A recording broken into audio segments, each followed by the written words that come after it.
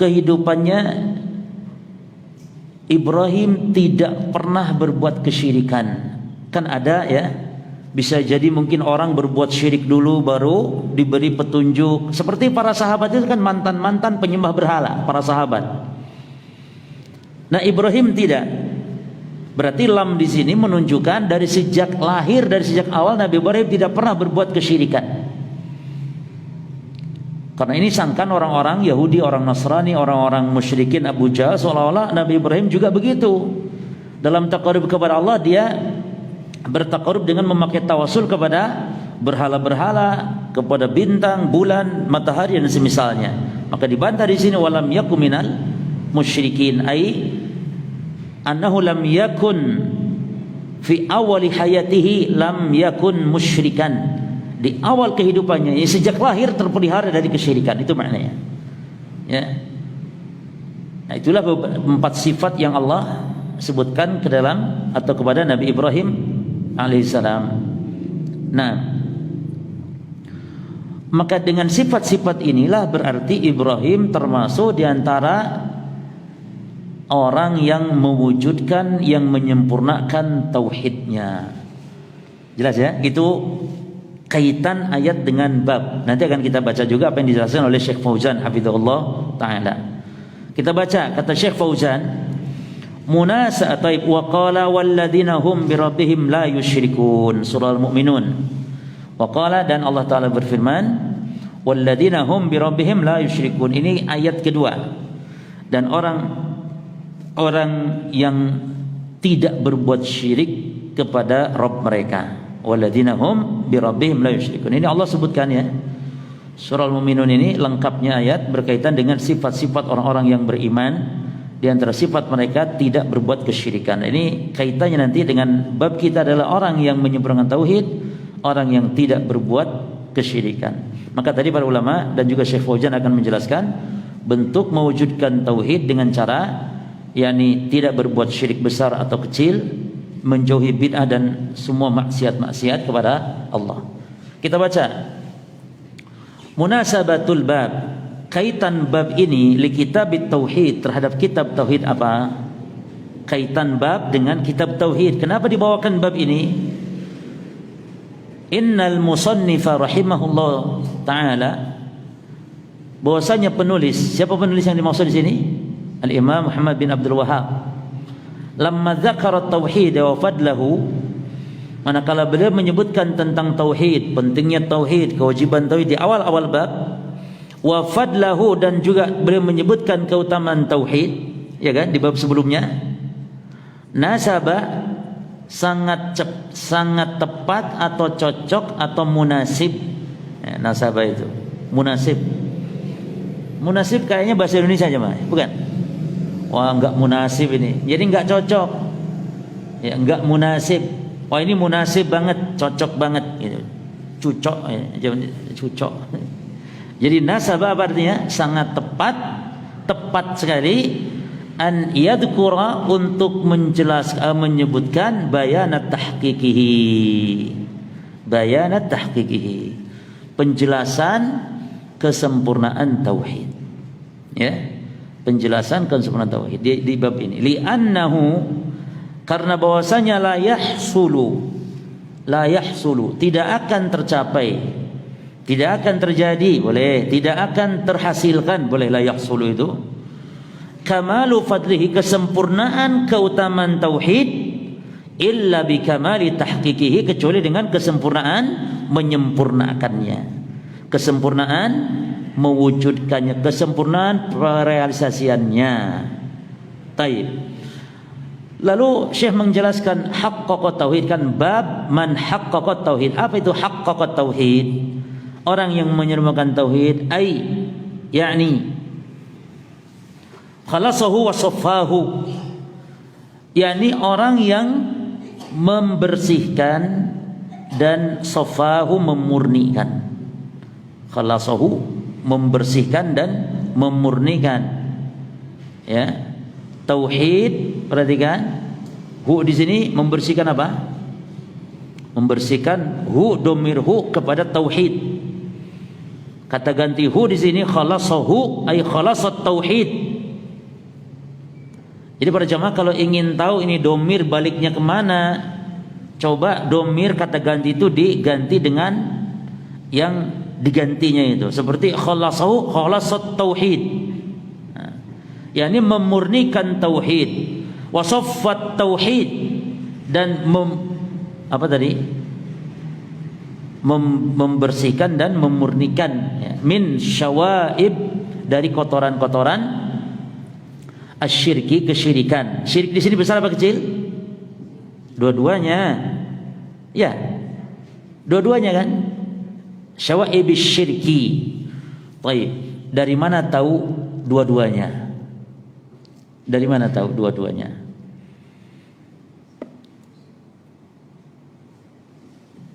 Dalam bahasa Arab, kalau isim yang diidofahkan, maka itu menjadi makna menunjukkan keumuman. Seperti bismillah, bismillah, kata isim dengan Allah digabungkan. Berarti maknanya ismullah di situ bukan nama Allah yang itu saja, tapi seluruh menjadi umum. Jadi dalam lafaz bismillah itu jemaah kita menyebut nama seluruh nama Allah, itu terjemahannya. Ya. Jadi kita menyebut juga di situ Ar-Rahman, Ar-Rahim, Al-Karim, Al-Aziz. Karena apa?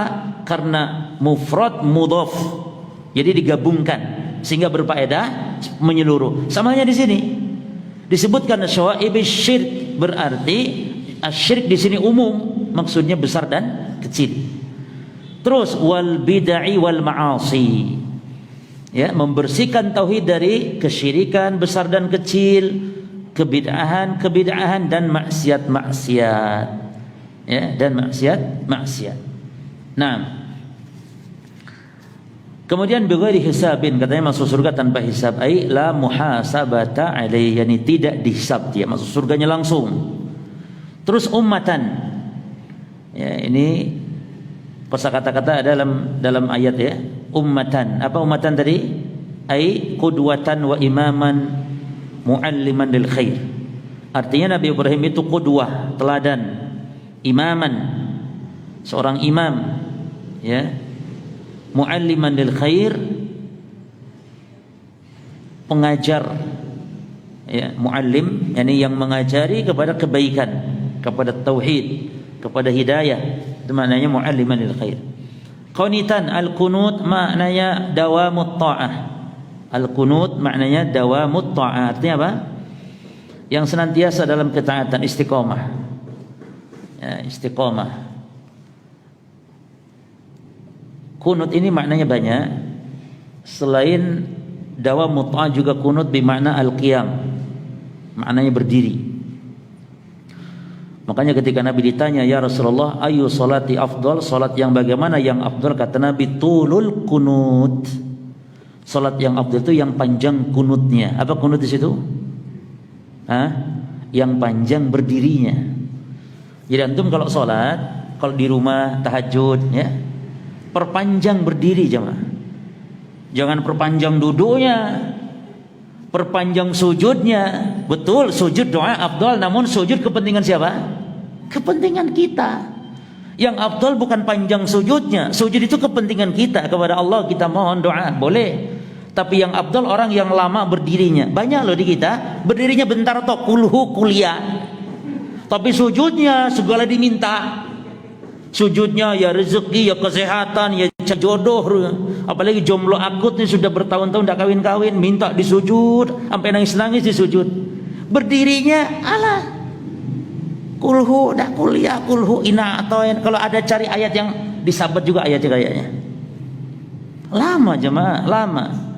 Kita bermunajat dengan Allah dalam berdiri itu, membaca Al-Fatihah.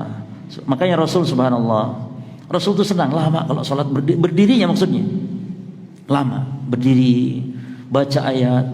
Makanya ini kesempatan bagi kita kalau sedang sholat malam atau sedang sholat sunnah, kesempatan untuk memurajaah hafalan. Makanya mungkin kita cara untuk semangat menghafal Quran ya, coba kita gunakan dalam sholat kita, dan kita akan selalu rindu untuk sholat. Karena apa? Karena kita misalnya qobliyah salat hafalkan surat tertentu, terus murojaah lagi ba'diyahnya, salat malamnya, sehingga kita semangat salat sunnah karena sebab kita semangat sedang menghafal Al-Quran, murojaah, kesempatan. Ya. Baik, jadi kunut artinya, makanya doa, ada doa apa namanya? Doa kunut, yakni doa yang dilakukan saat apa? Saat apa? Saat berdiri dalam salat. Sementara berdiri dalam salat berapa tempat? Berapa tempat berdiri dalam salat? 2. Pertama qabla ruku', dan yang kedua ba'da ruku'. Dan kunut boleh qabla ruku' dan boleh ba'da ar-ruku'. Jadi kunut itu tidak masalah ya kawan, sebelum ruku'. Ini setelah membaca surah Qul Hu misalnya, kunut. Atau setelah bangkit dari ruku' boleh, sebelum sujud itu juga kunut. Intinya berdoa tatkala berdiri di dalam salat. Ini luar biasa. Jadi tempat doa dalam salat itu ada 3 tempat. 1 kunut, yang kedua sujud, yang ketiga qablas salam, yakni dubur salat, di ujung salat. 3 tempat itu ya. Kemudian mana tadi? Hanifan. Al-hanif, makna hanif sebenarnya ikhwan, makna hanif itu artinya bukan lurus, tapi diterjemahkan lurus. Padahal aslinya itu hanif itu justru bengkok, menyimpang ya. Namun maksudnya menyimpang dari keburukan. Itu makna dari hanif. Menyimpang dari keburukan berarti dianggap apa? Diterjemahkan supaya gampang.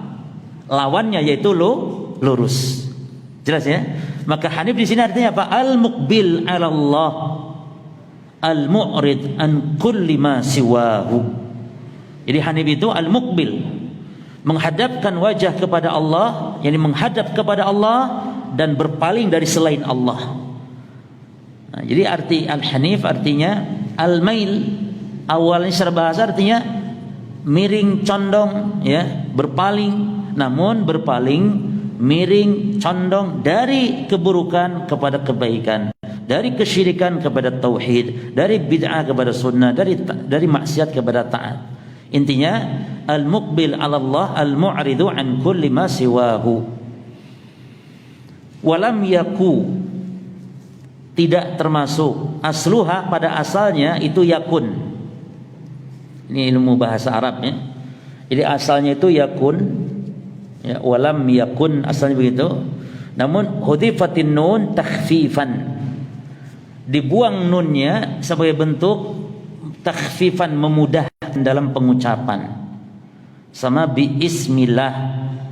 Jadi dalam istilah bahasa Arab itu jemaah banyak hal huruf yang dibuang dalam rangka takhfifan, tashilan, memudahkan, takhfifan, meringankan pengucapan ya. Sama halnya misalnya faqad sagat qulubukuma dalam ayat ya. Sagat qulubukuma, hati kalian ya. Padahal di situ yang disinggung oleh Al-Quran adalah 2 hati saja, hati Aisyah dan Hafsah ya. Harusnya qalbakuma, hati kalian berdua. Qalbakuma, harusnya begitu. Qalbakuma, hati kalian berdua. Namun untuk memudahkan pengucapan sehingga menjadi qulubukuma, bentuknya jamak. Padahal maksudnya kepada Aisyah dan Hafsah saja. Sama halnya dalam banyak hal di sini. Seperti dibuang nun dalam rangka untuk memudahkan. Dibuang hamzah, yang paling banyak pembuangan hamzah, seperti al-unas menjadi an-nas, al-akhyar menjadi al-khair. Asalnya al-akhyar. Jadi orang Arab itu kayaknya enggak mau ribet-ribet gitu. Maunya gampang-gampang saja. Ngomong misalnya Bismillah susah banget, udah bismillah saja. Menjadilah bismillah, hamzahnya dibuang. Ya, tadinya ada hamzah itu bismillah. Baik, jadi di sini pun asalnya lam yakun, namun lam yakun dekat sekali, lam yaku lebih enak. Baik. Minal musyrikin ay qad faraqal musyrikina, ya, dari termasuk yakni golongan orang musyrik, yakni telah berpisah dari orang-orang musyrik bil qalbi, dengan hatinya, wal lisani wal badan, dengan lisannya, dengan badannya, wa ankar ma kanu alaihi, dan mengingkari apa yang ada pada mereka. Jadi dari kemusyrikan, yakni dari orang-orang musyrik, maksudnya berpisah, ya, tidak bersatu, tidak bersama gitu. Yang tidak bersama bukan badan saja, tapi hati, jemaah. Hati, lisan dituntut kita untuk untuk mengingkari. Inilah akidah wala dan bara. Akidah bara, benci karena Allah kepada orang kafir dan orang-orang musyrik dan kekufuran serta kemusyrikan mereka. Maka orang yang mengucapkan selamat Natal misalnya, itu orang yang rusak akidah al-wala dan bara'nya. Dan itu akidah, bukan masalah fikih, akidah. Ya. Di dalam mazhab Hanafi, orang yang memberi hadiah kepada orang kafir di hari besar mereka karena sebab kita mengagungkannya, maka termasuk kekufuran kepada Allah. Memberi hadiah kepada orang kafir di hari raya mereka. Disebutkan memberi hadiah sebutir telur. Ya, artinya menunjukkan yang sangat rendah sekali nilainya. Walaupun mungkin 1 biji permen. Oh ya, kamu Natal ya, ini tak kasih permen ya, ngasih permen karena sebab Natalan yang kita kasih juga orang kafir. Maka memberi hadiah orang kafir padahal halal saling memberi hadiah antar muslim kafir, tapi ketika perayaan agama maka menjadi kafir kepada Allah dalam mazhab Hanafi. Dan banyak ulama-ulama dahulu membahas ini. Dalam kitab fikih Syafi'iyah itu dibahas tentang babur riddah, ya. Ibnu Hajar al-Haytami membahas babur riddah, bab pemurtadan, yakni bab masalah orang-orang yang murtad. Salah satunya dibahas tentang masalah mengucapkan selamat Natal dan memberi hadiah pada saat acara-acara Natal. Malah sekarang subhanallah, bukan hanya mengucapkan jemaah, tapi ikut gabung masuk gereja, ya. Apalagi kalau di gereja dibagi nasi bungkus, sudah enggak kira nasi saja kok bisa begitu, ya. Alasannya apa katanya? Toleransi. Karena mereka nanti ketika kita Idul Fitri katanya dijaga katanya parkirannya oleh mereka. Yang nyuruh siapa lagi ya? Bentuk toleransi itu jemaah, pertama dalam urusan-urusan keduniaan kita harus saling tolong menolong bersama orang kafir. Allah Ta'ala mengatakan la yanhakumullah 'anil ladzina lam yuqatilukum fid din wa lam yukhrijukum min diyarikum an tabaruhum wa tuqsitu ilaihim. Allah tidak melarang kalian berbuat adil, berbuat baik kepada orang kafir yang tidak memerangi, yang tidak mengusir. Allah tidak larang, silakan berbuat baik, menolong orang kafir. Namun dalam urusan agama, urusan ibadah berkaitan khusus ubudiyah mereka, gak boleh tolong menolong dengan alasan toleransi. Ya. Maka haram orang Islam yang kerja membangun gereja, haram orang Islam yang bantu-bantu untuk pembangunannya. Biar mereka bangun sendiri. Berbeda dengan pemerintah. Bahkan Umar bin Al-Khattab di zaman pemerintahan beliau, orang-orang Yahudi, orang Nasrani hidup di tengah-tengah mereka. Namun Umar memberi kesepakatan, silakan kalian beribadah, namun tidak boleh kalian menampakkan hari-hari besar kalian kepada kami. Tegas Umar. Ini malah umat Islam ikut-ikutan. Umar memberikan persyaratan, kalian hidup boleh tengah-tengah kami kaum muslimin, namun jangan menampakkan. La tudhiruna bi'ayadikum, jangan kalian menampakkan hari-hari besar kalian kepada kami. Ini malah apa? Didukung. Baik. Dan di antara sebabnya jemaah, ya, kaum muslimin melakukan itu di antara sebab selain karena kejahilan juga faktor pekerjaan. Karena banyak orang Islam yang bekerja kepada orang-orang kafir, perusahaan-perusahaan kafir, sehingga dituntut mereka untuk mengucapkan selamat kepada bosnya, juragannya. Ini juga problem. Makanya harus umat Islam itu menciptakan pekerjaan sendiri, menciptakan lapangan pekerjaan sendiri. Boleh bermuamalah dengan orang kafir, tapi tidak seperti posisi anak buah dan menjadi majikan, itu loh. Kita berbisnis dengan orang-orang kafir, namun jangan sampai kita menjadi budaknya, menjadi pembantunya. Kalau bisa, ya. Atau kalaupun harus bekerja, ya jangan sampai kita merendahkan diri, menghinakan diri dengan mengucapkan tahniah. Tahniah itu lawan dari takziah. Tahniah itu ucapan selamat.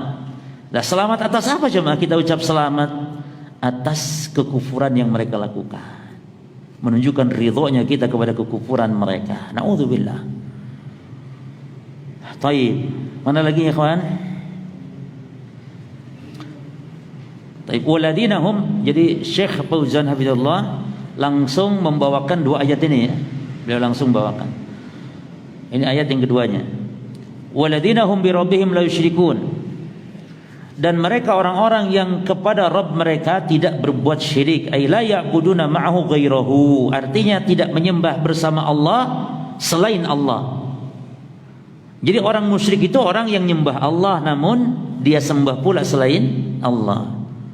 Maka setiap orang musyrik pasti kafir, tapi tidak setiap orang kafir disebut musyrik. Orang yang murni nyembah anak sapi kafir, karena tidak beriman, dia tidak mau rukuk sujud kepada Allah, kafir dia. Tapi kita tidak sebut dia itu orang musyrik, tidak. Karena dia tidak nyembah Allah sama sekali, dia hanya nyembah anak sapi misalnya. Jelas ya? Jadi orang kafir ini bukan musyrik. Orang musyrik orang yang nyembah Allah. Maka Abu Jahal, Abu Lahab dia orang musyrik karena dia nyembah Allah. Adapun orang-orang kafir di India yang nyembah sapi, yang nyembah macam-macam, dia bukan orang musyrik dia, tapi orang kafir. Maka manusia dalam menyembah atau tidak menyembah Allah itu terbagi tiga golongan. Yang pertama al-muwahhid, orang yang hanya nyembah Allah saja. Yang kedua al-musyrik, orang yang nyembah Allah dan selain Allah. Yang ketiga orang al-kafir, ini orang yang tidak nyembah Allah sama sekali. Taib, ateis, maksudnya kalau mana? Hah? Ateis. Ya, yang kafir karena dia tidak nyembah Allah sama sekali. Ya, baik dia nyembah kepada selain Allah ataupun dia tidak nyembah juga kepada selain Allah misalnya. Itu kafir. Namun di antara kelompok kafir yang bagus itu adalah orang yang beragama walaupun agama batil ya kawan.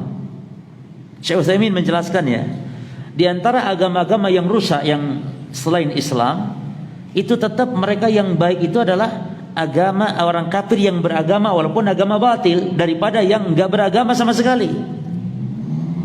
Di antara kafir juga yang baik adalah Yahudi dan Nasrani. Di antara kafir yang baik juga adalah Yahudi dan Nasrani. Dan Yahudi dan Nasrani dikafirkan oleh Allah Subhanahu wa taala. Dan mereka plus musyrik dan plus kafir. Mereka juga nyembah Allah Subhanahu wa taala.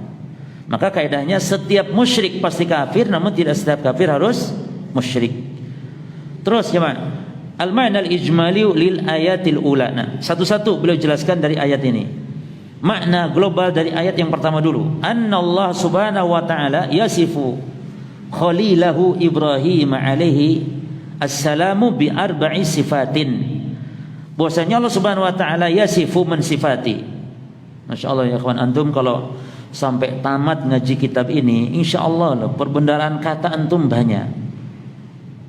Ini perkata perlapan. Ini minimal antum annallaha. Anna itu minimal 2 kali ngaji sudah tahu. Apa anna?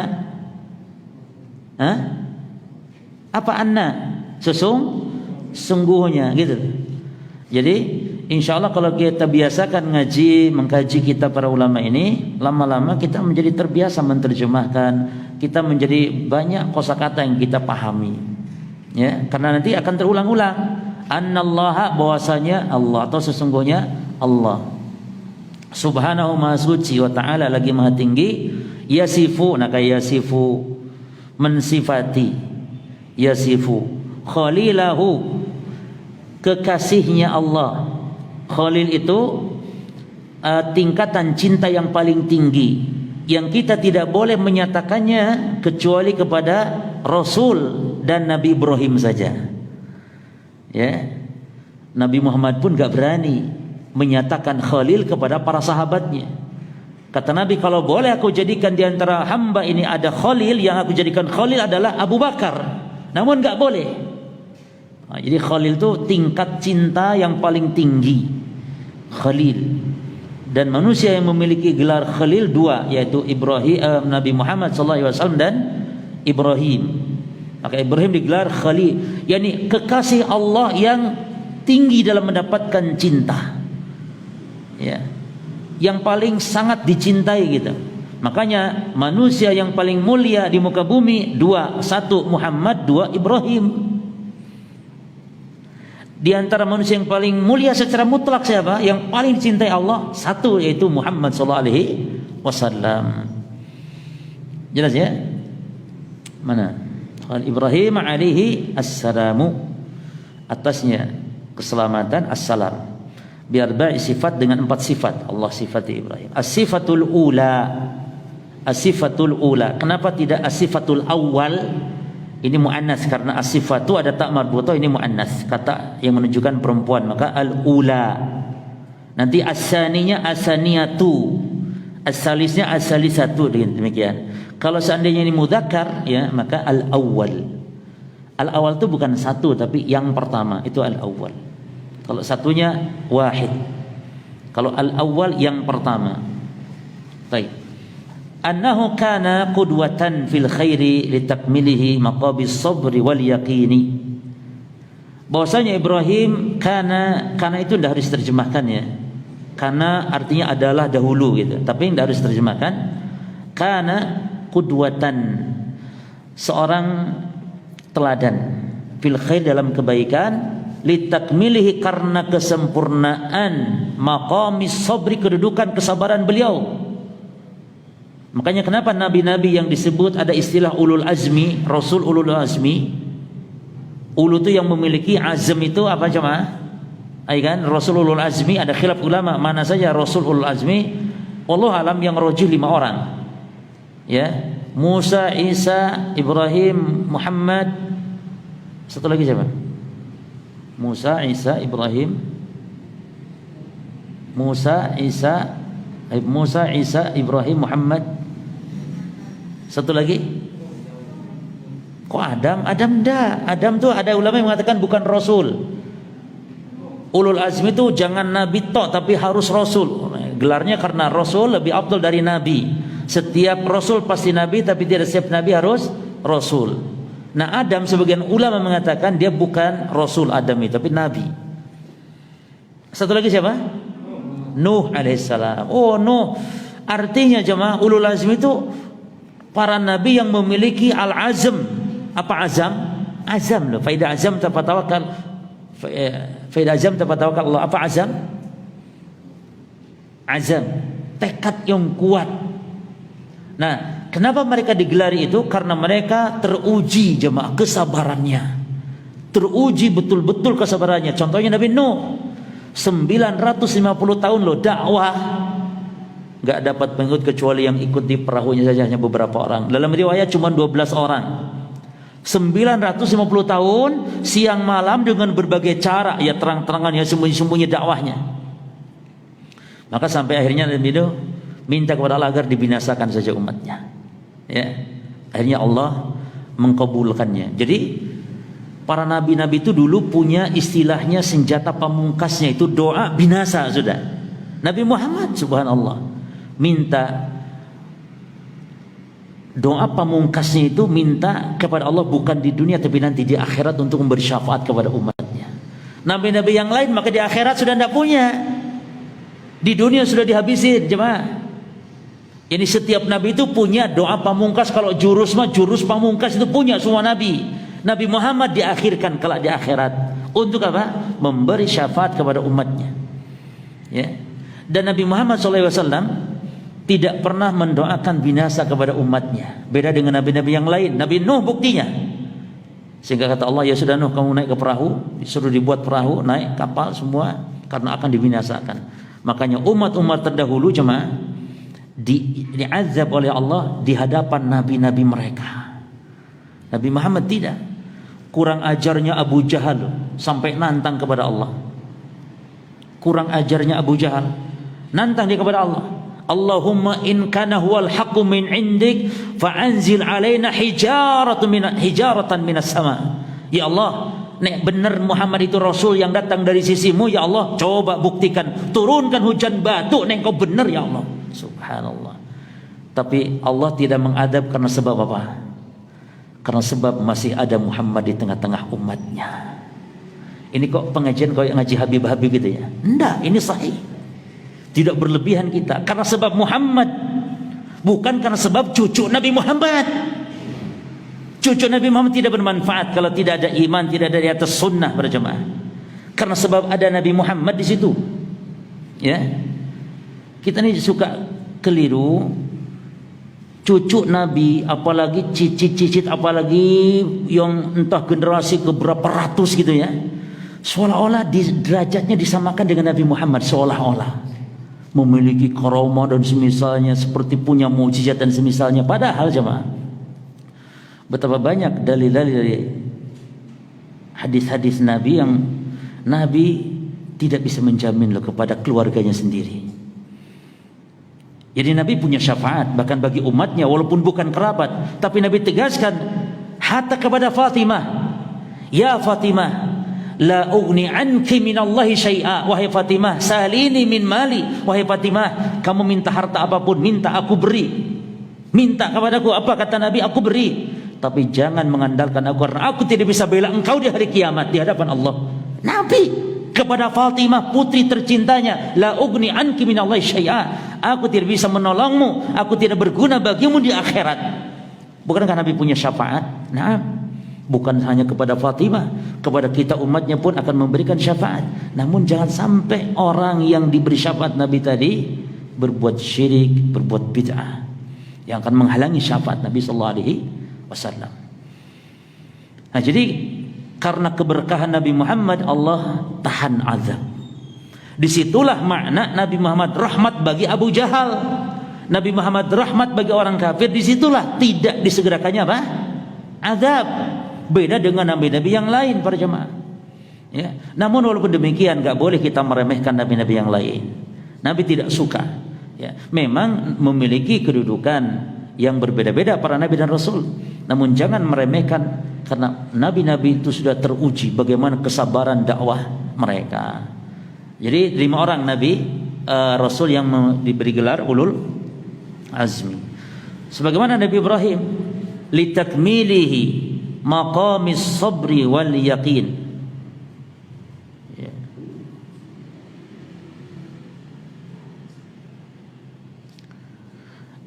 Alladzina bihima tunalul imamatu fid din. Itu orang-orang yang dengan sebab keduanya dengan sabar dan yakin, tunalu mendapatkan atau didapatkan dengan sebab keduanya itu al-imamatu fid din. Apa imamah? Tadi disebutkan ya, kepemimpinan, keimaman gitu ya di dalam agama. Waj'alna lil muttaqina imaman. Jadi imam bagi orang-orang yang bertakwa.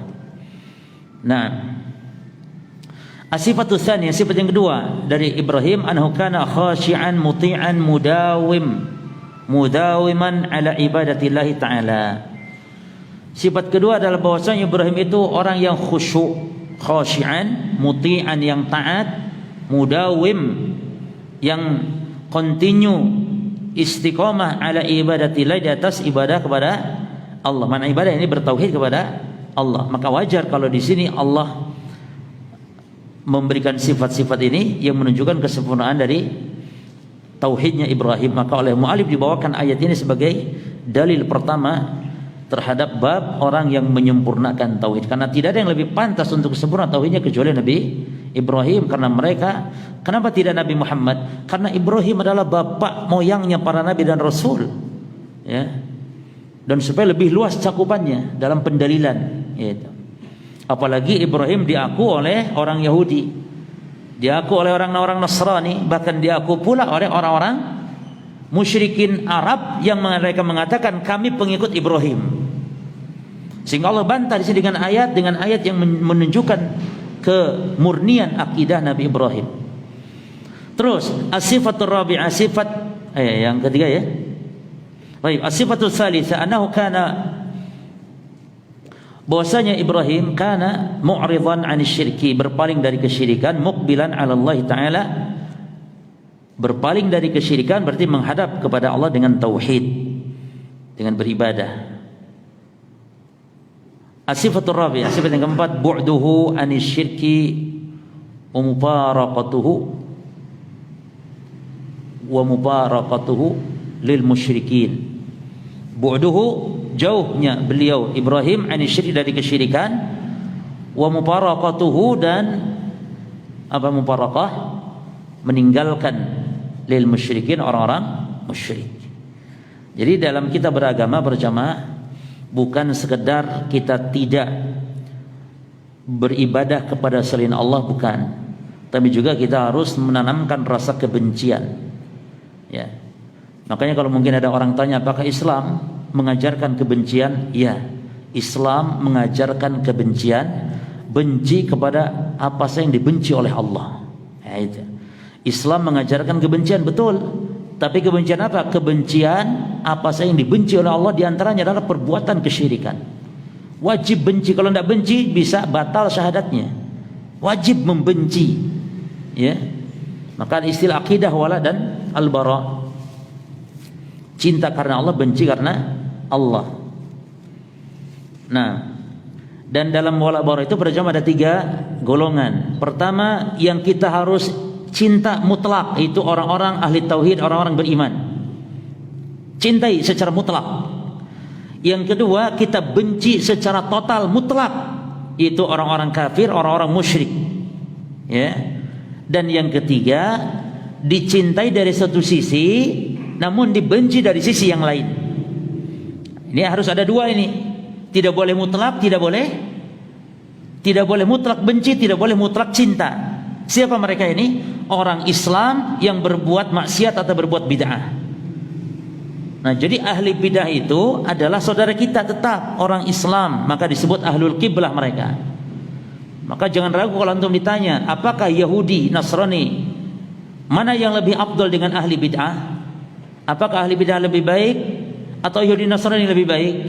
Antum jangan ragu. Ini pertanyaan seolah-olah ingin menjelaskan bahayanya bid'ah begitu. Tapi secara status ahli bid'ah tetap lebih baik daripada Yahudi Nasrani, karena ahli bid'ah orang Islam, Yahudi Nasrani orang kafir. Maka kepada ahli bid'ah kita dari satu sisi cinta karena dia ada dasar, yaitu imannya kepada Allah, dan kita wajib membenci karena kebid'ahannya. Kelompok-kelompok yang sesat menyimpangi, kita berikan 2 hal ini, cinta dan benci sekaligus. Taib. Kemudian munasabatul ayati al-ula lil bab. Sekarang apa kaitan ayat yang pertama terhadap bab tentang Nabi Ibrahim tadi? Annahu, bahwasanya Allah wasafa khalilahu, mensifati kekasihnya. Siapa yang dimaksud? Ibrahim. Bihadi sifat, dengan sifat-sifat ini yang 4 tadi. Al-tihiyal ghayah. Perhatikan, yang mana sifat-sifat yang 4 ini dia adalah al-ghayah, puncak fit tahqiqit tauhid, puncak dalam mewujudkan, merealisasikan dan menyempurnakan tauhid. Ibrahim disifati dengan 4 sifat ini. Tidak berbuat syirik, itu yang paling penting. Ya, karena tidak disebut orang mentahqiq tauhid, mewujudkan tauhid, kalau dia jatuh kepada kesyirikan. Makanya ulama memberi definisi mewujudkan tauhid itu dengan membersihkan segala bentuk-bentuk kesyirikan, baik syirik besar, syirik kecil, bid'ah dan maksiat. Dan maksiat ya termasuk dosa-dosa besar. Terus, waqad umirna bil ibtida'i bihi fi qaulih, dan sungguh Allah telah memerintahkan kita, atau kita telah diperintah, ya, bil ibtida'i, untuk iktida. Apa iktida jemaah? Bil iktida, untuk meneladani, al-qudwah, al-iktida bihi, kepada Ibrahim, fi qaulihi ta'ala, dalam firman Allah ta'ala, qad kanat lakum uswatun hasanatun fi Ibrahim. Perhatikan, fi Ibrahimin, kan harusnya begitu ya, Ibrahimin. Jawabannya karena kata atau lafaz Ibrahim itu adalah isim yang masuk kepada kelompok mamnu' minas sarf, yang tidak boleh ditanwin. Karena apa alasannya? Karena dia nama yang bukan nama Arab. Kalau nama Arab ditanwin, seperti misalnya Nuhin, Ibrahim bukan nama Arab. Maka Nabi Ibrahim itu bukan nabi bangsa Arab, bukan. Nabi Ibrahim bukan nabi berbangsa Arab. Tapi yang menarik dari Ibrahim ini, Ada nanti anaknya yang menjadi Arab seperti Ismail, ya, ada yang menjadi nanti Bani Israel, anak keturunan Israel, yang Israel ini Yakub. Ya, Ibrahim sendiri bukan orang Arab. Bahkan Nabi Arab itu hanya 4 orang saja, jemaah. Nabi Arab hanya 4 orang saja. Siapa yang pertama? Tentu Nabi kita Muhammad SAW. Yang kedua Nabi Ismail, karena Ismail turunan dari Nabi Muhammad turunan dari Nabi Ismail. Taib, Ibrahim kan bukan Arab. Kenapa Ismail jadi Arab? Nah, Ismail itu Arabnya Arab Musta'ribah namanya. Arab Musta'ribah itu adalah yang tadinya bukan Arab tapi menjadi Arab karena sebab hidup di lingkungan orang-orang Arab. Sejak kecil, sejak bayi nikah sama orang Arab, hidup di lingkungan orang-orang Arab yang asli saat itu dari negeri Yaman. Maka menjadilah Ismail bangsa Arab. Yang ketiga Nabi siapa jemaah? Kaum Ad dan kaum Samud itu kaum Arab yang Allah telah punahkan karena sebab kekufuran mereka. Itulah yang dimaksud dengan Al-Arab Al-Ba'idah. Arab yang sudah punah yaitu kaum Ad, kaum Samud. Berarti nabinya dari Arab, siapa mereka? Nah, itu yang dua. Nabi siapa? Taib, Nabi Saleh dan Nabi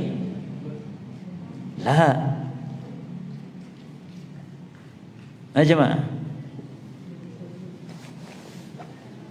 Jadi kaum Ad Samud itu bangsa Arab yang telah Allah punahkan sudah. Berarti nabinya Arab, siapa dia?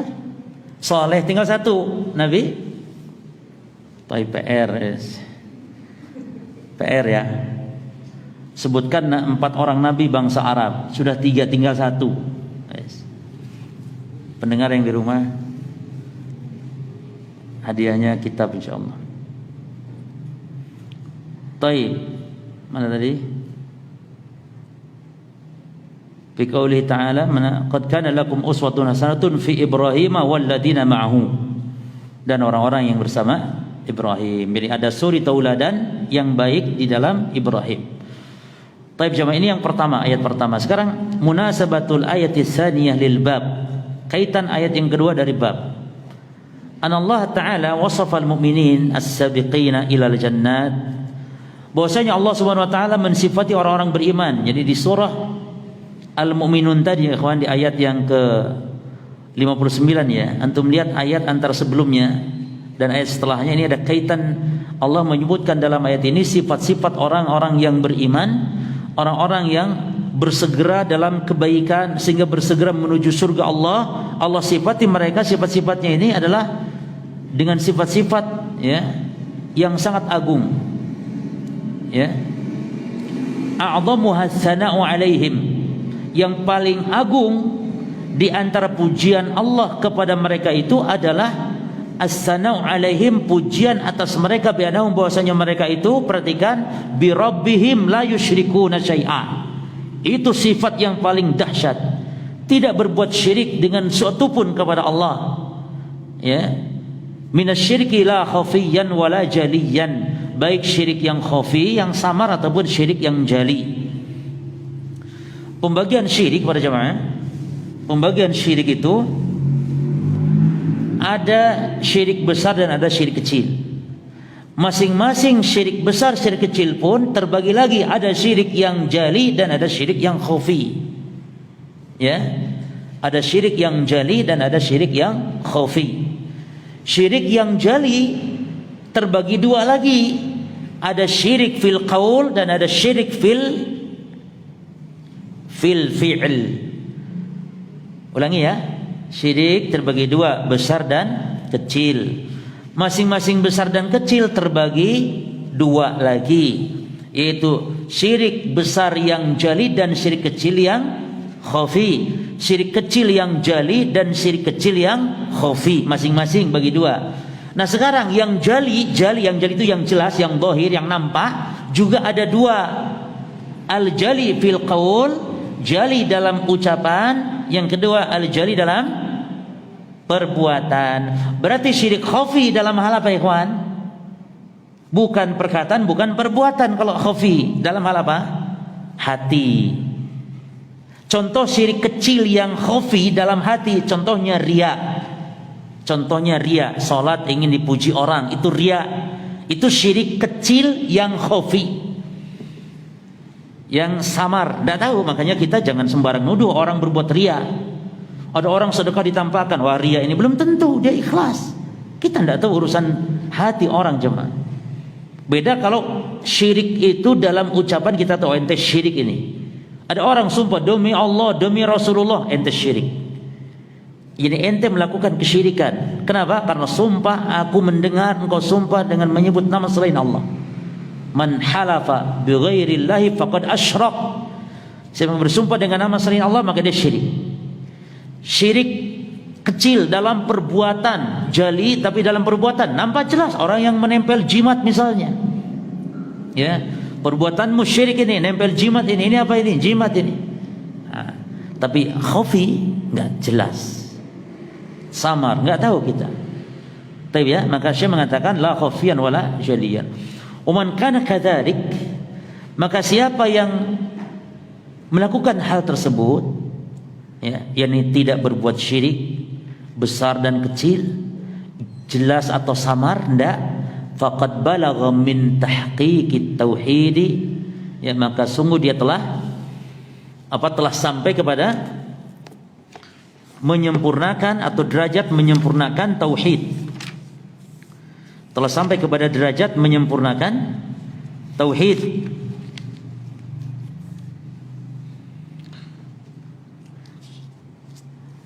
An-nihayati min tahqiqit tauhid. An-nihayati artinya yang mencapai kepada puncak. Yang nihayat itu sama dengan goyah, artinya mencapai puncak, ya. Min tahqiqit tauhidi an-nihayati. Antum ganti harakatnya menjadi nihayati. Nihayata salah. Min tahqiqit tauhidi an-nihayati. Lalu wa dakhalal jannata bila hisabin wala adzabin. Ya. Apa nihayah tadi? Puncak. Telah sampai kepada menyempurnakan tauhid pada puncaknya, atau sampai puncaknya dan masuk surga bila hisabin wala adzabin. Masuk surga tanpa hisab, tanpa adzab. Baik.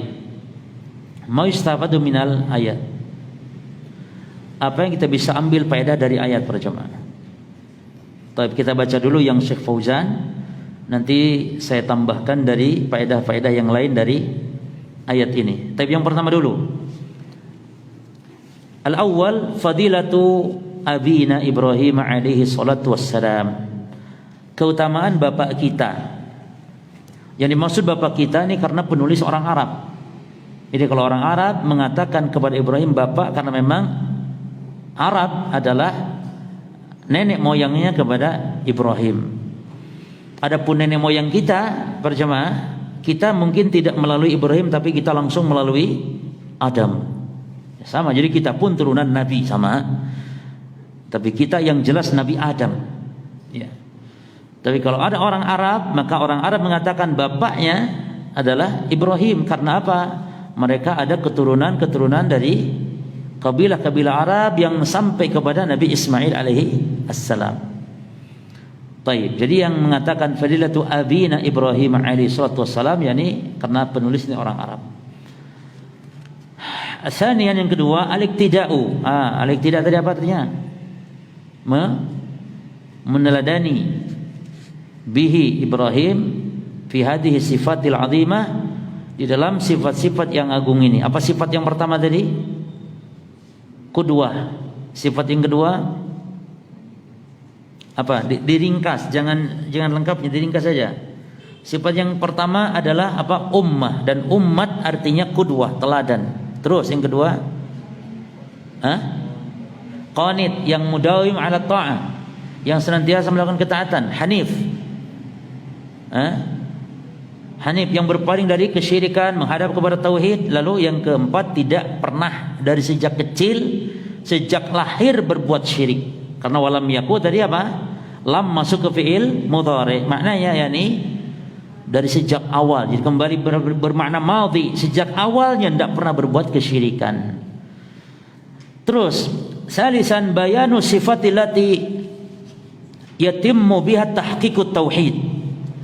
Penjelasan ya, dari dua ayat tadi kita bisa tahu penjelasan sifat-sifat yang bisa menyempurnakan dengan sifat biha, dengan sifat tersebut, tamma yatimmu, yang bisa menyempurnakan dengan sifat tersebut, tahqiqut tauhid, penyempurnaan tauhid. Yani tahqiqut tauhid bisa sempurna dengan menyempurnakan sifat-sifat tadi, seperti Nabi Ibrahim yang pada intinya tidak berbuat syirik pada jemaah ya. Rabi'an yang keempat, wujubul ibti'adi anis syirki. Wujubul ibti'adi anis syirki wal musyrikin wal bara'ati minal musyrikin. Wajib menjauhi dari kesyirikan dan orang-orang musyrik dan berlepas diri dari kemusyrikan. Ini pas ini musim sekarang, musim Natal. Ya, orang Islam yang mengucapkan selamat Natal itu orang-orang yang rusak akidahnya, yang berbahaya, bisa jatuh kepada kesyirikan, kekufuran kalau dia ridho, senang dengan kekufuran yang dia ucapkan selamat kepadanya. Ya, ucapan selamat atas apa? Kan selamat atas meraih sukses apa, kan itu selamat, senang, gembira kita. Ini senang ucapan selamat atas apa? Gitu loh. Atas kekufuran yang mereka katakan Isa anaknya Allah, Isa putra Maryam, ya. Atas itu berarti kita senang, naudzubillah para jemaah. Maka bukan hal sepele. Bahkan termasuk nanti perayaan tahun barunya. Karena itu satu paket, Merry Christmas dan Happy New Year. Sepaket. Ya. Bahkan pernah suatu kali itu berbarengan ya, hampir mirip gitu. Perayaan-perayaannya. Ini hati-hati, berbahaya. Makanya nanti para ulama pun membahas haram hukumnya berjual beli semua fasilitas untuk perayaan orang-orang kufar. Termasuk di antara fasilitas adalah trompet. Maka diharamkan membeli trompet, menjual belikan trompet, diharamkan untuk menjual belikan juga apa biasanya petasannya. Ya. Bahkan termasuk tasyabuh dengan perayaan orang kafir ketika kita merayakan hari besar kita, namun caranya meniru cara mereka merayakan. Contohnya apa? Merayakan Idul Fitri dengan apa? Kembang api. Itu tasyabuh bil kufar, walaupun itu perayaan kita. Karena perayaan dalam Islam cara mengisinya dengan bergembira, bersenang-senang, makan-makan, minum-minum dengan keluarga, dengan kerabat, lalu diisi dengan syukur kepada Allah dengan melakukan ibadah. Jadi kita pun alhamdulillah hari besar itu kita dianjurkan bersenang-senang dengan keluarga, silakan piknik, rekreasi, tamasya, senang-senang, bawa keluarga, makan-makan, saling berkunjung, makan yang enak-enak, silakan, itu nikmat syukur kita kepada Allah. Namun tidak dengan cara nyulut kembang api, apalagi dengan main musik. Kan ada dangdutan dalam rangka halal bil haram, dangdutan isinya jemaah dalam rangka merayakan hari Idul Fitri. Ya, baik. Terus yang ke wasful mu'minin bitahqiqit tauhid, ya. Wasful mu'minin bitahqiqit tauhid. Sifat orang yang beriman disebut beriman apabila dia apa jemaah? Menyempurnakan tauhid atau merealisasikan tauhid. Baik. Nah, kita tambahkan faedah berkaitan dengan ayat tadi.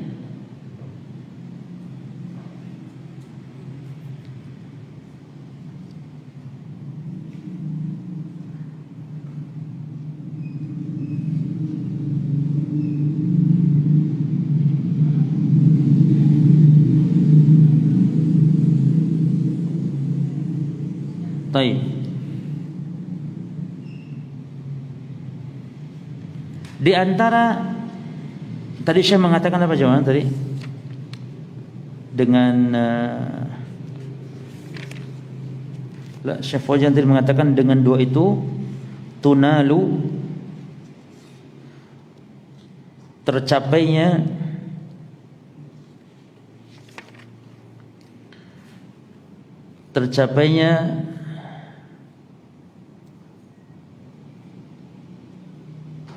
mana tadi? Tercapainya dengan sabar dan yakinlah jemaah, tercapainya al-imamah fiddin, ya, tercapainya al-imamah fiddin. Oleh karena itu dalam surah Al-Furqan ayat yang ke-74 Allah berfirman, waj'alna lil muttaqina imaman. Di situ Allah tidak mengatakan waj'alna linnas, tidak mengatakan dan jadikanlah kami menjadi imam bagi manusia, tidak, tapi bagi orang-orang yang bertakwa, ya, menjadi orang-orang yang bertakwa. Makanya orang yang menyebarkan tauhid, ya, akan terwujudkan ketakwaan dan menjadi imam bagi orang-orang yang bertakwa. Nah, saya kira cukup insyaallah. Kemudian masuk kepada hadis, dalil dari hadis terkait bab kita ini. Dan ini ada panjang hadisnya. Saya baca hadis ini, nanti untuk penjelasan kita lanjutkan di pertemuan yang akan datang insyaallah, karena panjang sekali. Namun kita coba baca sambil kita jelaskan beberapa faedah penting dari hadis ini. Qala al-mu'allif rahimahullah an Husain bin Abdurrahman, dari Husain bin Abdurrahman. Husain bin Abdurrahman ini nanti akan disebutkan biografinya di seorang tabi'in. Qala, dia mengatakan, kuntu inda Sa'id bin Jubair. Aku pernah sedang berada di sisi Sa'id bin Jubair. Di sisi, yakni di dekat, yakni bersama Sa'id bin Jubair maknanya. Aku pernah bersama Sa'id bin Jubair, itu terjemahnya. Sedang apa? Ngobrol, diskusi, berbicara gitu tentang ilmu, ya. Ini kebiasaan para as-salaf, kalau ngumpul berdiskusi tentang ilmu, jemaah. Bukan berdebat. Ini saling memberikan faedah, bukan debat, bukan. Saling memberikan faedah ilmu. Dan Sa'id bin Jubair ini adalah murid senior dari sahabat yang mulia Ibnu Abbas. Jadi Sa'id bin Jubair juga seorang tabi'in, bahkan termasuk kibar ulama tabi'in, ya. Dan termasuk murid Ibnu Abbas. Maksud kibarnya ini orang yang mendalam ilmunya karena belajar kepada ahli tafsir. Maka Sa'id bin Jubair termasuk ulama tafsir dari kalangan tabi'in karena belajarnya kepada Ibnu Abbas. Dan Ibnu Jubair itu adalah ulama yang disembelih matinya oleh siapa? Oleh penguasa yang zalim. Semoga Allah merahmati dia. Kita doakan, karena dia bahkan seorang muslim, bahkan hafal Quran dia ini, namun zalim, dia penguasa yang zalim. Semoga Allah memaafkan kezaliman-kezalimannya. Ribuan ulama yang disembelih sama dia. Siapa? Yang terkenal, Al-Hajjaj bin Yusuf As-Saqafi rahimahullah ta'ala. Nah gitu. Jadi kita doakan, tidak melaknat tapi mendoakan. Subhanallah. Bukan memenjarakan ulama, menyembelih ulama dia. Dan bukan ulama sembarangan, bukan ulama kaleng-kaleng. Ini Sa'id bin Jubair ini, murid Ibnu Abbas, senior dalam tafsir, disembelih. Ya. Jadi fitnah zalim penguasa kepada ulama itu biasa, jemaah. Maksud biasa itu jangan menjadi geger dunia sehingga menjadi timbul pertumpahan darah gara-gara membela satu ulama misalnya yang dipenjarakan. Itu kan terjadi. Kalau misalnya pengikut ulama tersebut pada demo, pada merusak, akhirnya kan timbul kerusakan demi menyelamatkan satu orang. Lah ini disembelih, ya. Bukan menganggap remeh terhadap pemerintah yang memenjarakan ulama, tidak, ya. Tapi maksudnya para jamaah sekalian, fitnah-fitnah seperti itu sudah ada. Dan kita tinggal menyaksikan bagaimana peristiwa-peristiwa itu akan terulang, ya. Jadi Sa'id bin Jubair termasuk dari ulama yang disembelih oleh penguasa yang zalim saat itu. Dan penguasa ini hafal Quran, 30 juz hafid Quran. Masya Allah, ya. Kan itu fitnah biasa terjadi, bahkan antara sahabat perang, betul tidak? Namun akidah mereka satu. Maka kita katakan ulama yang disembelih dengan penguasa yang menyembelih bisa sama-sama ahli sunnah, bisa sama-sama ahli sunnah, namun terjadi fitnah, ya. Demikian para jemaah. Maka saya sarankan kepada ikhwah tentang kasus sekarang, ya, penembakan terhadap 6 anggota FFI, kita untuk tidak ikut berkomentar apapun. Kita serahkan kepada yang berwajib urusan ini, Ya, siapapun yang bersalah semoga dihukum, ya. Pokoknya yang jelas para jamaah, kita tidak juga berkomentar-komentar memojokkan salah satu pihak, ya. Maka yang jelas semoga yang meninggal dari anggota FFI kita doakan semoga Allah merahmati mereka. Semoga Allah mengampuni dosa-dosa mereka. Ya. Kita doakan karena mereka wafat dan mereka saudara kita. Kita katakan kita memberikan loyalitasnya sebagai seorang muslim. Ya. Namun barangkali punya kesalahan-kesalahan dalam masalah manhaj mereka, maka di satu sisi kita juga memberikan barok kepada mereka. Namun bukan berarti kita mengatakan, mampus lu, memang cocok lu mati. Ini kata-kata yang tidak pantas dikatakan oleh seorang muslim, apalagi seorang ahli sunnah. Ya, maka dan lebih baik di saat fitnah sekarang lebih baik antum diam. Yang sudah nulis-nulis membela salah satu pihak, coret, hapus, diam. Serahkan urusan kepada yang berwajib masalah ini. Baik ya. Kemudian faqala ayyukum. Faqala siapa yang berkata di sini? Jemaah. Sa'id bin Jubair. Antum ingat ya, di sini nih ada 4 orang nama loh yang antum harus ingat-ingat itu. Pertama Husain bin Abdurrahman. Lalu dia katanya ada dengan Sa'id bin Jubair ngobrol. Kata Sa'id bin Jubair tanya kepada Husain bin Abdurrahman. Jadi 2 nama sudah. Sa'id bin Jubair. Dan ingat ya ikhwan, antum harus tahu juga di sini siapa saja yang tabi'in, siapa saja yang sahabat nanti, ya. Taib Sa'id bin Jubair, tabi'in, murid Ibnu Abbas. Faqala, tanya dia kepada Husain bin Abdurrahman, ayyukum ra'al kawkab alladhi inqadda al-barihah? Ayyukum, siapa di antara kalian ra'a yang melihat al-kawkab, bintang, alladhi inqadda, yang jatuh, al-barihah, semalam? Siapa di antara kalian yang lihat bintang jatuh semalam? Fakultu, maka aku katakan, siapa yang ngomong? Husain bin Abdurrahman. Aku lihat, ya. Sumakultu, perhatikan coba. Lalu aku katakan, kata Husain bin Abdurrahman, amma anni lam akun fi sholatin. Adapun aku saat itu aku melihat bintang jatuh itu, aku tidak dalam keadaan sedang sholat malam atau tahajud, tidak. Nah, ini menunjukkan apa?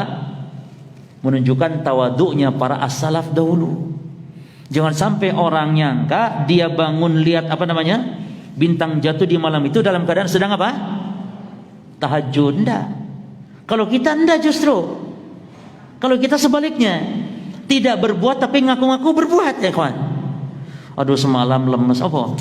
Pakai semalam tahajud kah? Salah pokoknya aku lemes semalam.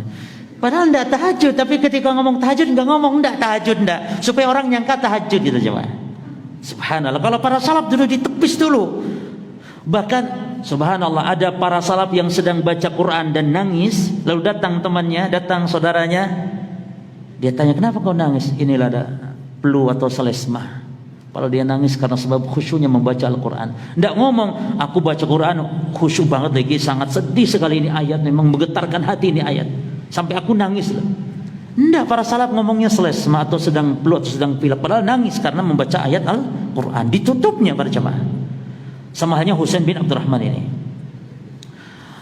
Aku bukan sedang sholat, walakinni ludiktu, akan tetapi aku ludiktu, disengat, digigit. Jadi ludik itu yani ladhiqa itu digigit oleh binatang-binatang yang dikenal menggigit, seperti ular atau kalajengking dan yang semisal. Ya, tapi tidak boleh digunakan ladhiqa ini untuk ayam. Ludik itu aku digigit ayam, itu tidak cocok karena ludik ladhiqa itu dikhususkan untuk apa ya kawan? Hewan-hewan yang yang menggigit begitu ya kawan, seperti menggigit, mematuk gitu. Tapi ayam kan mematuk juga. Ya. Yes, pokoknya di sini tidak disebutkan apa nama hewannya. Berarti bisa jadi apa? Ular, bisa jadi apa lagi? Kalajengking dan yang semisal. Qala, lalu kata siapa yang qala di sini? Sa'id bin Jubair, betul. Fama sona'ta, lalu apa yang kamu lakukan ketika kamu digigit itu? Qultu, aku katakan, siapa? Husain bin Abdurrahman, irtaqaitu. Perhatikan, irtaqaitu. Aku minta diruqyah. Di sini permasalahannya yang akan dibahas dalam hadis ini. Minta diruqyah. Qala, kata Sa'id bin Jubair, fama hamalaka ala dhalik. Apa yang membawamu untuk melakukan? Yani apa dalilmu? Hamalak itu apa yang membawamu? Yani apa dasarmu? Di sini menunjukkan para salaf selalu bertanya tentang dalil dalam melakukan suatu amalan. Apa dasarmu, apa dalilmu kalau kamu digigit minta diruqyah? Disengat kala minta diruqyah. Qultu, aku katakan, hadithun. Jawabannya juga para salaf selalu dengan dalil. Hadis. Hadithun, sebuah hadis. Hadatsanahu Sya'bi. Sebuah hadis yang diceritakan kepadaku oleh Asy-Sya'bi. Berarti berapa nama sekarang? Tambah satu, Asy-Sya'bi. Ya. Sebuah hadis yang disampaikan, diceritakan kepadaku oleh Asy-Sya'bi. Asy-Sya'bi juga tabi'in. Berarti tabi'in berapa orang di sini? 3 orang tabi'in. Asy-Sya'bi namanya Amir bin Syarhil Al-Hamdani. Nanti akan kita baca biografinya pertemuan yang akan datang insyaallah. Taib. Asy-Sya'bi qala, kata Sa'id bin Jubair, wa ma haddatsakum, apa yang Asy-Sya'bi ceritakan kepada kalian? Qultu, kata Imran bin Husain, aku katakan, hadatsana an Buraidah bin al-Husayb. Kata Sya'bi telah menceritakan kepadaku dari Buraidah bin al-Husayb. Berapa orang sekarang? Buraidah bin al-Husayb. Ya, Buraidah ini seorang sahabat dan nanti Ibnu Abbas. Berarti sahabatnya 2 orang, tabi'innya 5 orang. Ya. Berarti tabi'innya berapa? 3 orang. Taib. Berarti 5 orang yang diceritakan dalam hadis ini. Buraidah bin al-Husayb anahu qala, bahwasanya dia berkata. Perhatikan jemaah, yang berkata di sini siapa? Buraidah bin al-Husayb. Ini bukan sabda Nabi ini.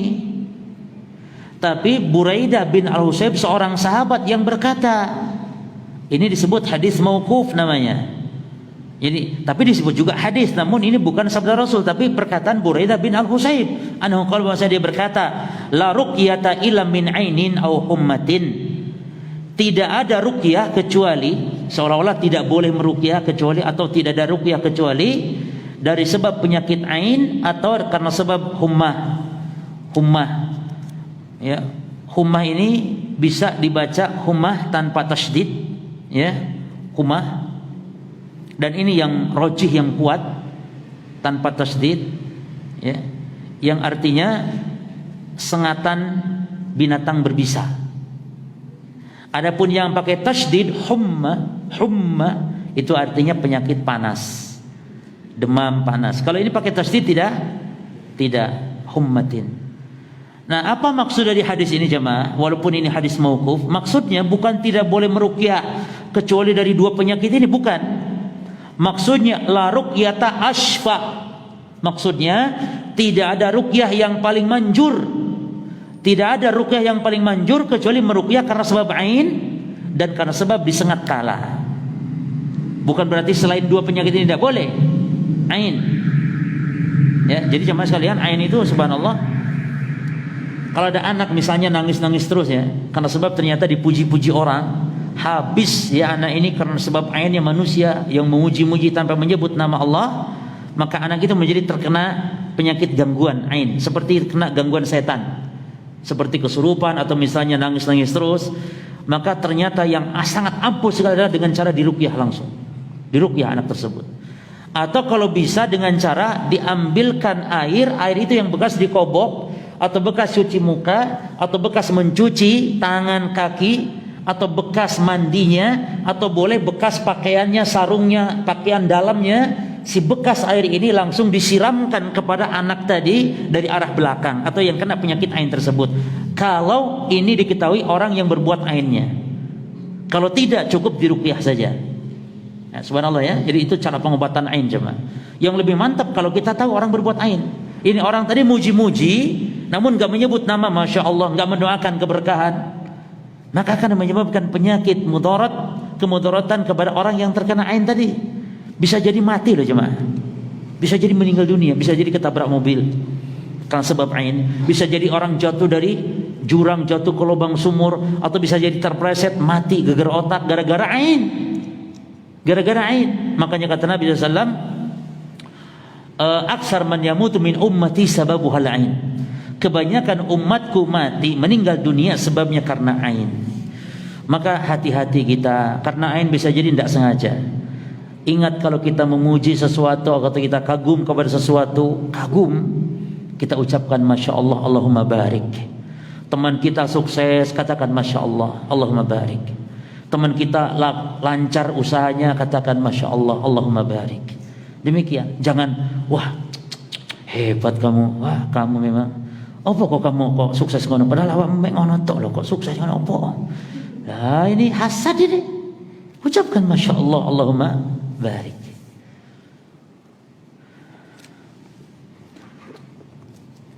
Duhur jam berapa?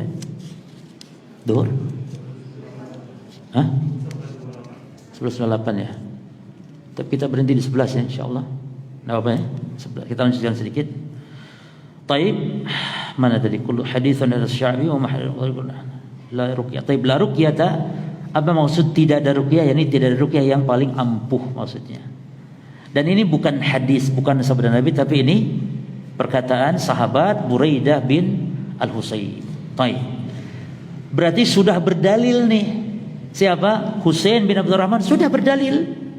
Dan benar penempatan dalil karena memang di sini ada dasarnya. Ya. Ada dasarnya, dan inilah seharusnya sebagai penuntut ilmu selalu mengembalikan suatu kepada dasar, kepada asal itu kepada dalil. Jangan kita melakukan sesuatu yang kita tidak tahu apa ada dalilnya atau tidak. Gak boleh. Hukum asalnya terlarang pada jamaah ibadah dilakukan sehingga ada dasarnya, sehingga tahu ada dasarnya, ada dalilnya. Taib. Qala, siapa yang qala? Abdullah bin Sa'id bin, siapa yang berkata ini? Qala. Makanya dalam bahasa Arab, mau kolanya Allah, mau kolanya Nabi, kolanya manusia, sama saja. Baliknya kemanapun, sama saja. Bingung kita akhirnya. Kola ini yang kola siapa di sini? Sa'id bin Jubair. Kan tadi dia yang tanya dalil, dia tanya lagi sekarang. Kola, qad ahsana man intaha ila ma sami'a. Ya. Sa'id bin Jubair di sini memuji, namun jemaah nantinya akan menjatuhkan. Ini diangkat dulu nih. Diangkat dulu, dipuji dulu nih Husain bin Abdurrahman oleh Sa'id bin Jubair, tapi nanti akan dibanting nanti. Lihat nanti bantingannya nanti. Dipuji dulu, qad ahsana man intaha ila ma sami'a. Sungguh bagus orang yang mengembalikan sesuatu kepada apa yang dia dengar, yakni dalil. Sungguh bagus kamu sudah berdalil. Telah mengembalikan kepada sesuatu yang dia dengar. Sungguh bagus. Walakin, nah maka kita pun kalau kita ingin menyalahkan jemaah, ingin menjatuhkan seseorang, jangan langsung puji dulu supaya dia senang. Misalnya contoh ikhwan, Syekh Abdul Razak ya. Syekh Abdul Razak ini beliau punya pengalaman. Di sebelah beliau di Masjidil Haram ada orang yang sedang sholat bersama beliau, orang Arab juga. Ketika imam bangkit dari sujud, ya mau tahiyat akhir, ini orang ini lama sujud karena mungkin doa kan, doa yang afdal kan dalam sholatnya, dalam sujud. Tapi dia salahnya ketika menjadi seorang makmum, sehingga dia lama sujud, ya, dan itu sujud terakhir kan ya, apalagi keyakinan sujud terakhir lama, sampai dia imam sudah mau hampir salam itu dia baru bangkit. Selesai sholat Syekh menegurnya, namun Syekhnya Masya Allah. Syekh menegur, akhil karim, kata Syekh, Masya Allah, kamu tadi berdoa semoga Allah menerima doa-doamu, semoga Allah mengijabah doa-doamu tadi saat kamu sujud. Nah ini pujian dulu jemaah, doa dulu gitu kan.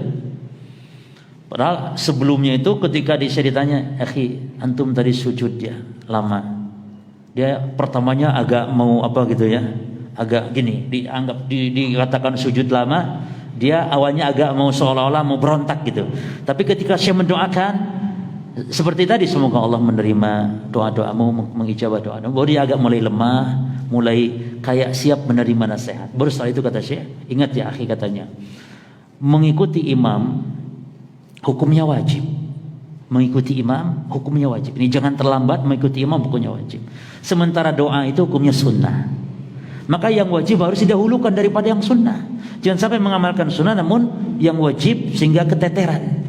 Maka sebaiknya kalau doa sholat sendiri mungkin baik, silakan lama. Tapi kalau mengikuti imam, jangan terlambat mengikuti imam. Akhirnya apa, orang itu senang dia, jazakallahu khair misalnya. Maka kita pun demikian. Jadi jangan langsung ya akhi ente ini syirik, sebenarnya syirik besar. Langsung ente ini bid'ah ya munkarah misalnya, jangan. Sampaikan dulu, doakan dulu. Demikian ya. Sama di sini, dipuji dulu ya Husain bin Abdurrahman oleh Sa'id bin Jubair. Namun walakin, akan tetapi, kata Sa'id bin Jubair, ya, hadatsana Ibnu Abbas, telah menceritakan kepadaku Ibnu Abbas, gurunya sendiri, radhiyallahu anhuma ani Nabi sallallahu alaihi wasallam, sebuah hadis dari Nabi sallallahu alaihi wasallam, annahu qala, bahwasanya Nabi sallallahu alaihi wasallam bersabda.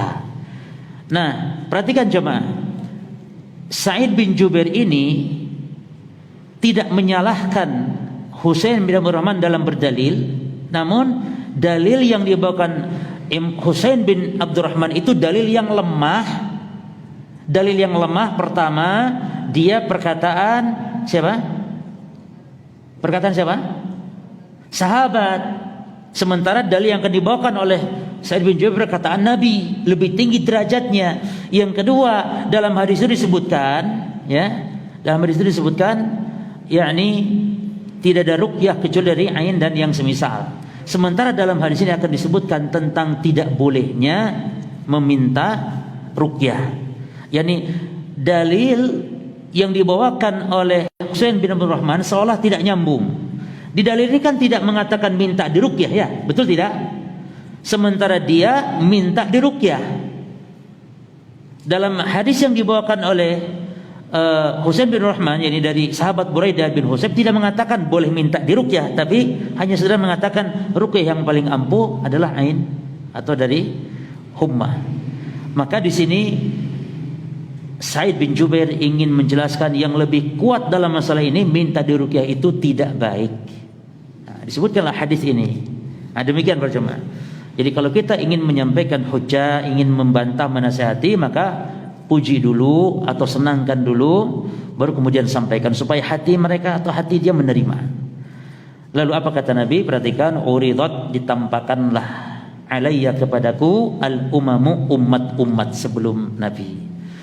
Faraitu, maka aku melihat an-nabiyya, ada seorang nabi, wa ma'ahu, bersamanya pengikutnya ar-ruhaid, ar-rahtu. Ar-rahtu itu golongan, ar-rahtu itu berjamaah maksudnya sekelompok manusia yang bilangannya dari 3 sampai 9, itu ar-rahtu. Ar-rahtu apa? Sekelompok manusia yang bilangannya berapa? Dari 3 sampai 9, itu rahat. Wa nabiyya, dan aku juga melihat nabi, wa ma'ahu, dan bersamanya ini pengikutnya ar-rajulu, satu orang saja, wa rajulani, dan 2 orang. Ini sebagai hiburan jemaah. Jangankan kita ya, para nabi saja dulu ada yang dakwah pengikutnya hanya beberapa orang, ada yang cuma 1 orang, ada yang cuma 2 orang, bahkan wan nabiyya, dan aku melihat nabi, kata Nabi SAW, walaysa ma'ahu ahad, yang tidak ada bersamanya seorang pun pengikut. Allah. Jadi dakwah itu bukan masalah berapa pengikut jemaah. Dakwah bukan masalah berapa followernya. Karena tak lihat kalau TikTokan itu followernya sampai jutaan loh. Nah, TikTokan. Tapi dakwah ngaji tauhid ini, coba lihat follower anak. Dari dulu nggak nama-nama segitu aja. Ya, para masyayikh bahasan kitab-kitab, masya Allah, followernya dikit saja, penontonnya yang like juga berapa orang, 2-3 orang. Tapi TikTokan, dangdut, tak macam-macam, masya Allah. Ya, apalagi kuliner itu loh, yang makan-makan itu, TikTok yang banyak sekali. Ini menunjukkan bahwa al-kasrah Banyaknya itu bukan tolak ukur para jemaah. Baik. Idrufi'id tiba-tiba Rufi'ali diangkat untukku, yang ditampakkan kepadaku sawadun azim, golongan manusia yang sangat banyak, azim yani banyak, agung ini maksudnya banyak. Fadhanantu anahum ummati, maka aku kira mereka itu adalah umatku. Ternyata bukan jemaah. Ditampakkan kepada Nabi umat yang banyak sekali, azim, sawadun azim. Faqila li, ternyata dikatakan kepadaku, siapa yang mengatakan? Baik. Kisah ini Nabi sebutkan, aku melihat ya, ada dua kemungkinan jemaah. Pertama dalam mimpi beliau, yang kedua ketika beliau Mi'raj. Ya. Jadi Nabi menceritakan ini bisa jadi ketika beliau Isra Mi'raj atau ketika beliau dalam mimpinya ditampakkan maksudnya. Terlepas dari kedua kemungkinan ini, maka tidak penting bagi kita, yang penting Nabi Muhammad ditampakkan ini. Dan dikatakan berarti malaikat yang mengatakannya. Hada Musa wa qaumuh. Yang banyak ini bukan umatmu, tapi ini adalah Musa dan kaumnya. Berarti umat Nabi Musa banyak apa sedikit? Banyak, sangat banyak. Namun kalah dengan umat Nabi Muhammad. Masih kalah. Coba lihat setelahnya. Fanadartu faida sawadun azim, lalu aku pun melihat lagi yang lain, ternyata ada lagi sawadun azim. Jumlah manusia yang juga banyak. Faqilali, dikatakan kepadaku, hadhihi ummatuk. Ini baru umat Muhammad. Taib. Jadi umat Musa, umat Muhammad itu sama-sama banyak, namun mana yang paling banyak? Umat Nabi Muhammad. Makanya cuma Nabi yang paling banyak pahala Nabi Muhammad. Karena apa? Karena umatnya paling banyak. Setiap umat Nabi Muhammad beribadah, maka pahalanya otomatis langsung tertransferkan kepada Nabi. Karena yang mendakwahkan, mengajarkan Islam kepada kita Nabi Muhammad SAW.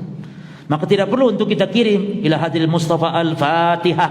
Kita baca Fatihah itu langsung transfernya langsung kepada pahala Rasulullah SAW. Ya, baik. Wa ma'ahum, perhatikan, bersama mereka, yakni di tengah-tengah umat Muhammad, sab'una alfan, ada 70.000 yadkhuluna al-jannah bighairi hisabin wal adab, yang masuk surga tanpa hisab, tanpa azab. Berapa? 70.000. Sahabat itu ketika haji wada kumpul di padang Arafah 124 lebih totalnya. Sahabat loh. Ini berapa kata yang masuk surga tanpa hisab tanpa azab? 70.000. Belum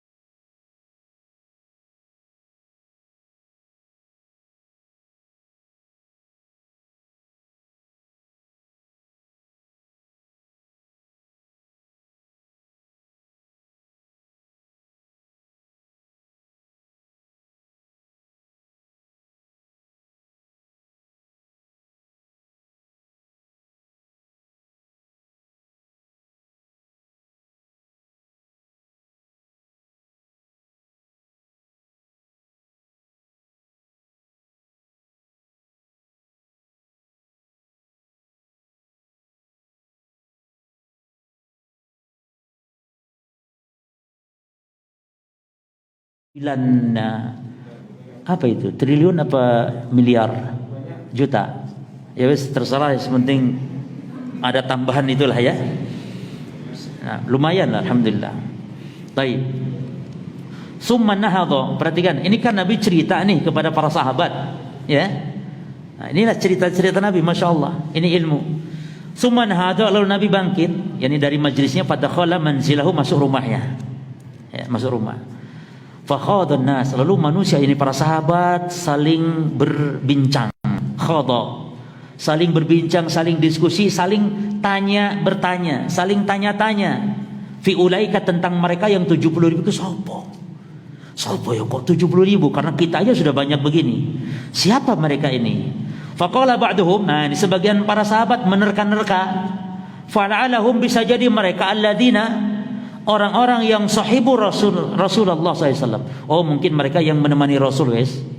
Pokoknya sahabat tok, selain sahabat nggak bisa. Mungkin itu. Ini hanya nerka-nerka.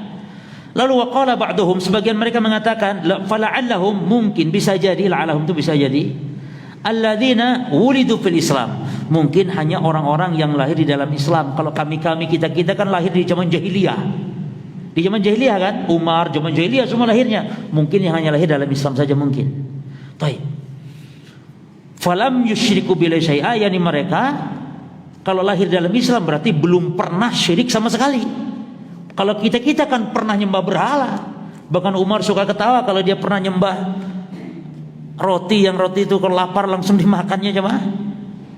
Kita pernah itu, mungkin ini yang tidak pernah sama sekali. Wa dzakaru asya, dan mungkin mereka menyebut yang lain, sesuatu yang lain. Sudah, nggak ada kesepakatan, nggak tahu Nabi belum. Ini juga boleh, kawan, metode menyampaikan ilmu seperti ini agar orang penasaran, boleh. Makanya ana tadi tak cerna wes. Nabi yang keempat dari kalangan Arab, antum penasaran, jangan kasih semua di sini. Nabi pun gitu, dibiarkan para sahabat penasaran, sopo. Nah Nabi keluar lagi jemaah. Nabi fakharaja Rasulullah SAW fakhbaruhu. Nabi keluar dari rumahnya dan menyampaikan kapan, walau alam di sini, entah itu waktu itu juga atau mungkin besoknya atau beberapa waktu lagi. Yang jelas Nabi keluar dari rumahnya lalu mengkabarkan siapa mereka. Faqal, maka Nabi mengatakan humul ladzina, perhatikan ini 4 sifat di sini. Humul ladzina la yastarqun. Perhatikan, mereka yang pertama, yang 70.000 tadi adalah yang pertama, mereka orang-orang yang tidak minta diruqyah. Jadi al-istirqa. Ya. Dalam lafaz Muslim ada lafaz yang sebenarnya salah. Di situ disebutkan la yarqun. La yarqun, tidak meruqyah, ini salah.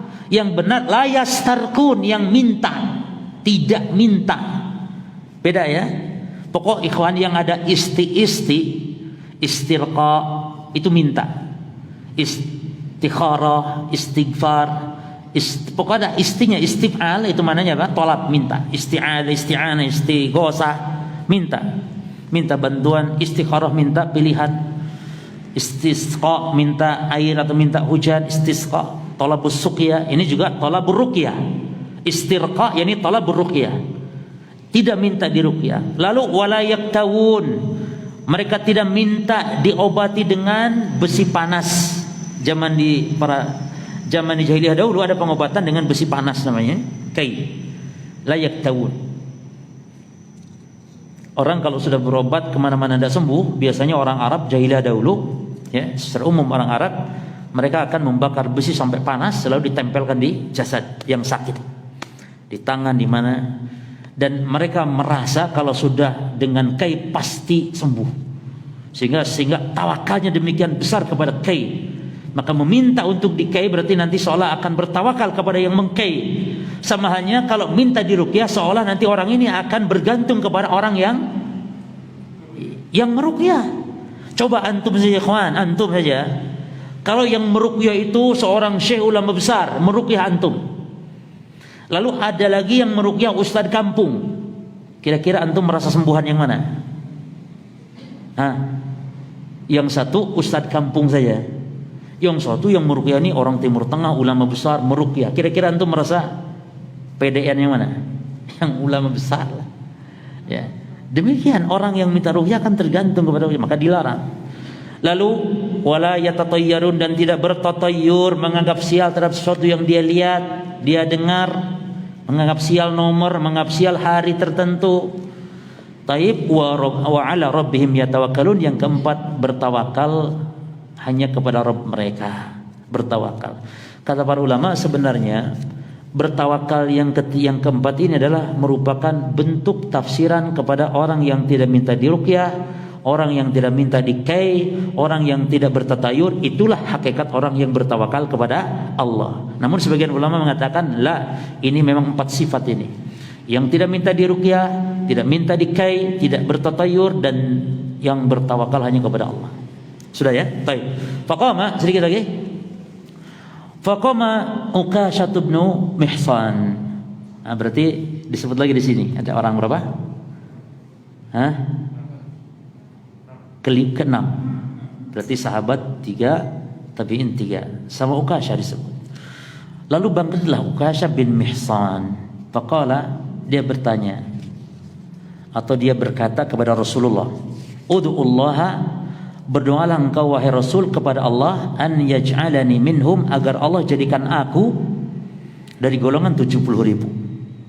Ini yang masuk surga tanpa hisab, tanpa adab." Faqala, apa kata Nabi? "Anta minhum." Kamu termasuk. Perhatikan jemaah, lafaz anta minhum ini bukan sembarangan, bukan hanya basa-basi. Ini berdasarkan apa? Wahyu. Bukan basa-basi saja. Ya, anta minhum. Lalu mendengar Nabi mengatakan kepada Uqasyah bin Mihsan, anta minhum, yang lain apa? Kepengen juga. Summa qama rajulun akhar, lalu bangkit pula laki-laki yang lain atau orang yang lain. Faqala, sama minta kepada Nabi dan mengatakan, "Udullaha an yaj'alani minhum." Wahai Rasul, doakan aku kepada Allah agar aku dijadikan dari golongan mereka. Faqala, perhatikan jemaah, faqala, Nabi mengatakan, lihat bagaimana diplomatis Nabi. Subhanallah ya. Demikian seorang dai harus bisa menjawab dengan memakai diplomatis. Kata Nabi, sabaqaka biha Uqasyah. Kata Nabi, sabaqaka biha Uqasyah. Kamu telah terdahului oleh Uqasyah. Di sini Nabi mengatakan bahasa ini cuma tidak mengatakan, oh kamu tidak layak, kamu tidak level, kamu tidak kayak Uqasyah, kamu tidak level. Atau misalnya, oh nggak bisa, enggak. Tapi Nabi mengatakan Uqasyah telah mendahulimu. Apa hikmahnya jemaah? Hikmahnya yang pertama, menjaga perasaan orang ini sehingga lebih didahului, atau engkau telah didahului oleh Uqasyah. Jadi artinya kamu bisa saja namun sudah terdahului, gitu. Jatahnya sudah habis. Jadi tidak seolah menyinggung. Terus yang kedua jemaah, menutup pintu. Perhatikan ini yang paling penting lagi. Menutup pintu sahabat-sahabat yang lain untuk apa? Untuk apa? Ditutup pintu ini oleh Nabi untuk apa? Untuk pada minta nanti akan bangkit yang lain-lain. Misalnya, oh ya kamu masuk, oh ya Rasul, aku ya Rasulullah, loh ini aku ya Rasul, aku ya Rasul. Terus akhirnya nggak tentelan. Maka cukup ditutup ini sehingga nggak ada yang bangkit untuk minta kepada Nabi SAW. Sebagian ulama mengatakan yang tidak dapat ini, ya disebut dia orang munafik.